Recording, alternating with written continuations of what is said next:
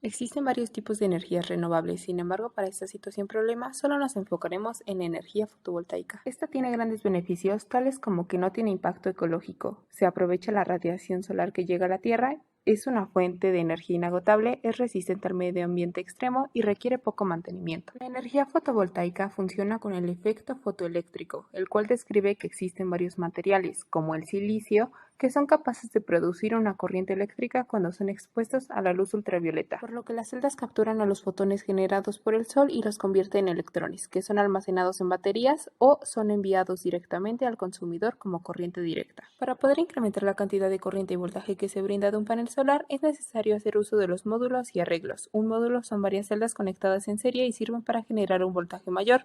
A su vez, si se colocan en paralelo, se le llama arreglo y hacen que la corriente incremente. Por otro lado, los paneles poseen dos curvas relacionadas entre sí, la curva de potencia versus voltaje y la curva de intensidad versus voltaje, y sirven para medir el comportamiento de un panel y conocer el valor de la intensidad de salida y la tensión cuando trabajan en determinadas condiciones. Asimismo, se encuentra el factor de forma, el cual es un parámetro que sirve para evaluar el rendimiento de las celdas solares en términos energéticos. Mientras el factor esté más cerca del 1, es mejor, pues significa que la potencia que entra es la misma que la potencia que se da.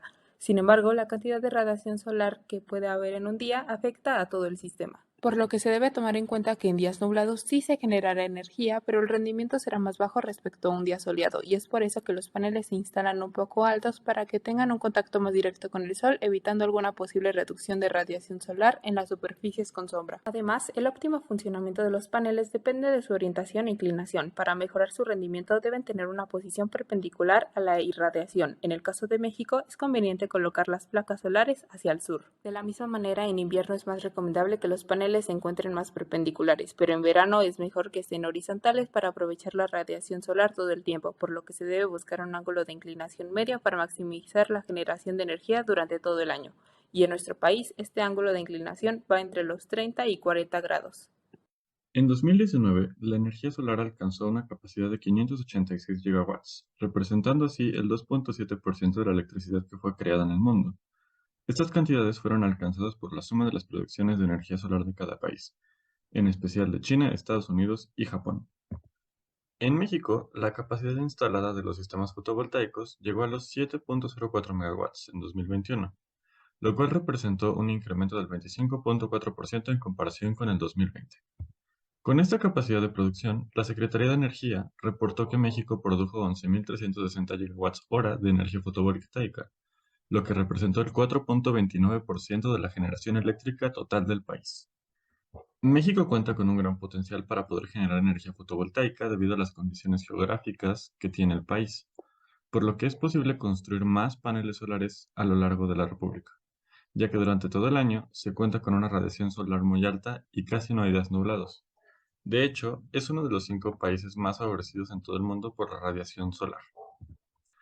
El Programa de Desarrollo del Sistema Eléctrico Nacional estima que la capacidad de crear electricidad distribuida fotovoltaica alcanzará 10.996 megawatts para el año 2036, en su escenario de planeación, y 16.371 megawatts para el escenario alterno que propone el Sistema Eléctrico Nacional. El voltaje de circuito abierto es el voltaje máximo disponible de un panel cuando está desconectado. Corresponde a la cantidad de polarización directa sobre la célula solar debido a la unión de células solares con la corriente generada por la luz. Si se pusiera un multímetro a las terminales de un panel que está al sol, pero desconectado de la instalación, obtendremos el voltaje de circuito abierto. La corriente de cortocircuito se define como el flujo de corriente máximo en condiciones sin carga y con el voltaje cero que fluye a través del circuito. Para obtener la corriente de cortocircuito, necesitamos conectar positivo con positivo y negativo con negativo de un circuito para que éste haga coro. Una vez conectados de esta manera con un amperímetro, se obtendrá el valor de esta corriente. Para obtener la curva de intensidad-voltaje de manera experimental, necesitamos utilizar tanto un multímetro como un amperímetro. Con ambos tomaremos las medidas de la corriente y el voltaje en diferentes proporciones de luminosidad, desde 10% hasta el 100%. De esta manera podemos graficar y obtener corriente contra voltaje. Por otro lado, para la obtención de la curva potencia-voltaje, se hará uso de un potenciómetro junto con la carga resistiva, en la cual podremos ir controlando en diferentes resistencias para saber cuál de las corrientes es más eficiente para el circuito. De igual manera, utilizaremos un multímetro para obtener el voltaje en cada una de las resistencias. Para calcular el punto de máxima potencia, es necesario conocer el punto de máximo voltaje y el punto de máxima corriente. Una vez obtenidos estos datos, se obtiene su producto para calcular la potencia máxima. Para la sección uno de la segunda parte de la situación problema, obtuvimos las características de las curvas de corriente y voltaje, potencia y voltaje, mediante la estimulación en multisim de una celda solar, de un módulo solar y de 3 arreglos solares, uno en paralelo, dos en serie, pero con un módulo al 70%. En esta diapositiva podemos observar de manera gráfica cómo se fueron construyendo cada uno de los arreglos. El módulo solar y la celda solar fue brindada por el archivo Testing the Solar Cell Modules. En el módulo conectamos 6 celdas de manera en serie. Para el arreglo solar en paralelo, el arreglo solar en serie y el arreglo solar en serie con módulo del 70%, utilizamos el módulo creado anteriormente y lo conectamos en paralelo, en serie, y en el último de los casos solo se cambió la energía que recibía.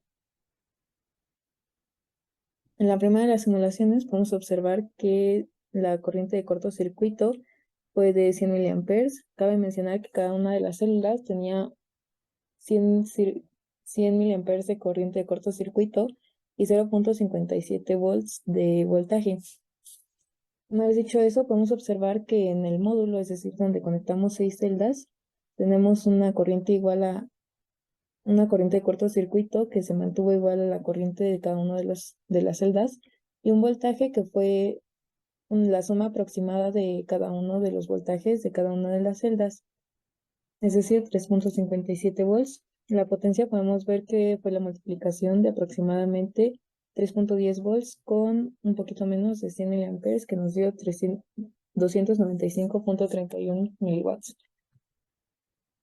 Podemos ver aquí el arreglo solar en paralelo, en donde se sumaron las dos corrientes de cada uno de los módulos, que dio un resultado de 200 mA. Sin embargo, el voltaje se mantuvo con el de un solo módulo y la potencia fue el resultado de 3.10 volts y un aproximado de menos de 200 mA, un poquito menos, lo que nos resultó en 590.61 miliwatts. El arreglo solar en serie podemos observar que la corriente se mantuvo como si solo hubiera uno de los módulos en 100 mA, pero el voltaje aumentó el doble, es decir, se sumaron los voltajes de cada uno de los módulos y resultó en 7.14 volts. La potencia es casi igual a la potencia del arreglo anterior, es decir, en paralelo. Esto debido a que en este, aunque la corriente no haya aumentado, el voltaje lo hizo al doble, y en el anterior, aunque el voltaje no haya aumentado, la corriente sí lo hizo al doble. El arreglo solar en serie con módulo al 70% nos muestra que la corriente ha bajado a 70 mA. El voltaje también bajó un poco debido a que uno de los módulos no estaba recibiendo el 100% de la energía. Y esta corriente se debe a que la corriente de un circuito en serie se mantiene igual. De esta manera no podía llegar a 100 mA debido a que no tenía la energía suficiente para llegar a esa cantidad y se mantuvo en 70 mA. La potencia igual es el resultado de la multiplicación de 6.33 volts por un poquito menos de 70 mA, que dio como resultado 432 miliwatts.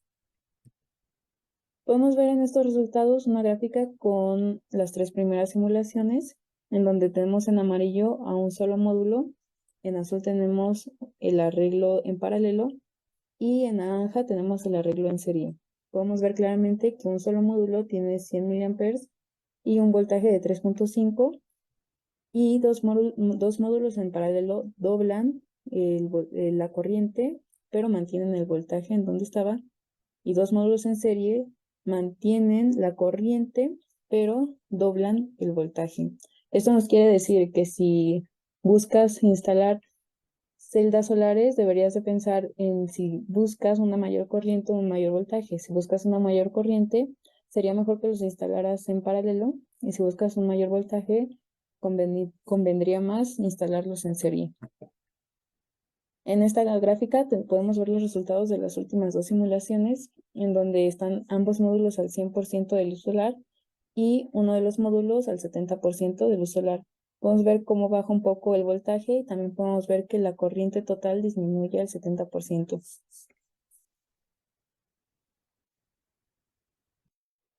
Para la sección 2, en la parte práctica, se utilizaron dos celdas fotovoltaicas de 6 volts cada una, cable UTP, dos multímetros, uno usado como voltímetro y otro usado como amperímetro, y un potenciómetro. Para el primer caso, obtuvimos que la corriente de cortocircuito era 69.4 miliamperes y el voltaje de circuito abierto fue de 5.04 volts. Al realizar mediciones y graficar, obtuvimos que la corriente es constante en un intervalo de 0 a 4.8 volts. Después de esto tiene una caída y la gráfica culmina donde tenemos el punto de voltaje de circuito abierto. Con esto, antes de obtener la gráfica de potencia versus voltaje, sabíamos que iba a ser una curva que iba a ascender de manera constante y en determinado punto, al igual que la corriente, iba a caer drásticamente. Para el segundo caso, sabíamos que como se trabajaría con dos celdas en serie, la corriente permanecería igual que en el punto anterior y su voltaje aumentaría. Realizamos mediciones y obtuvimos justo lo esperado. La corriente se quedó igual y el voltaje aumentó. Con esto, de igual manera, su potencia aumentó. Para el tercer caso, fue lo contrario del punto anterior. Como se sabía que se trabajaría con dos celdas en paralelo, sabíamos que el voltaje permanecería igual que cuando trabajamos con una sola celda y que su corriente aumentaría. Se realizó la práctica y graficación y vimos que así fue. Al igual que en el punto pasado, su potencia aumentó a comparación del punto 1.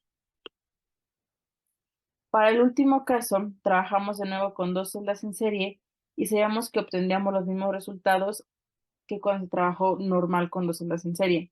La única diferencia fue que se cubrió parcialmente una de las celdas, lo cual nos demostró que sí afecta sus mediciones, ya que disminuyó su corriente y disminuyó su voltaje a comparación de cuando se trabajó con dos celdas en serie. Esto nos enseñó que se puede manipular tanto el voltaje como la corriente. Para este punto tenemos las tres gráficas, donde se trabajó con una celda, donde se trabajó con dos celdas en serie y donde se trabajó con dos celdas en paralelo. Como podemos ver, si queremos obtener mayor voltaje, es mejor trabajar con celdas en serie y si queremos obtener mayor corriente, es mejor trabajar con celdas en paralelo. Para culminar, en esta gráfica demostramos lo de manipular tanto la medición de corriente como voltaje. Aquí tenemos las dos celdas en serie y aquí las dos celdas en serie con uno de ellos cubierto al 30% de una de las celdas. Como podemos ver, tanto la corriente como el voltaje disminuyen. En conclusión, la electricidad fotovoltaica tiene un gran potencial en toda la República Mexicana, ya que casi siempre hay una radiación solar muy alta. Sin embargo, no se le ha dado una gran importancia y es por esto que existen otros países con menor potencial de generación de energía fotovoltaica que producen mucha más energía de este tipo que nosotros. Durante esta actividad logramos entender de mejor manera temas que involucran los paneles solares, con ello podremos llegar a una mayor comprensión del objetivo de nuestro reto y cómo llegar a este. Nos parece muy buena iniciativa que se busque que nos informemos sobre esta situación para que podamos tomar cartas en el asunto con respecto a las energías renovables y cómo traen beneficios tanto individuales como comunitarios. Es muy buena opción que nosotros generemos nuestra propia energía usando paneles solares. De esta manera ayudamos a reducir el consumo de las energías no renovables y apoyamos a disminuir el calentamiento global. Sin embargo, la energía fotovoltaica es rentable solo si llegamos a pagar una gran cantidad de dinero al bimestre para que de esta manera se logre amortizar el costo en el menor número de años posibles y podamos aprovechar de sus beneficios lo más que podamos. Para finalizar, como bien lo dice esta materia, se trata de analizar el funcionamiento de circuitos. En esta entrega, con el hecho de realizar los circuitos en digital y experimentalmente, nos sirvió para comprobar resultados, analizar similitudes y diferencias entre las diferentes lecturas obtenidas, y nos volvió más críticos en cuanto a temas de circuitos, ya sean mediciones o conexiones.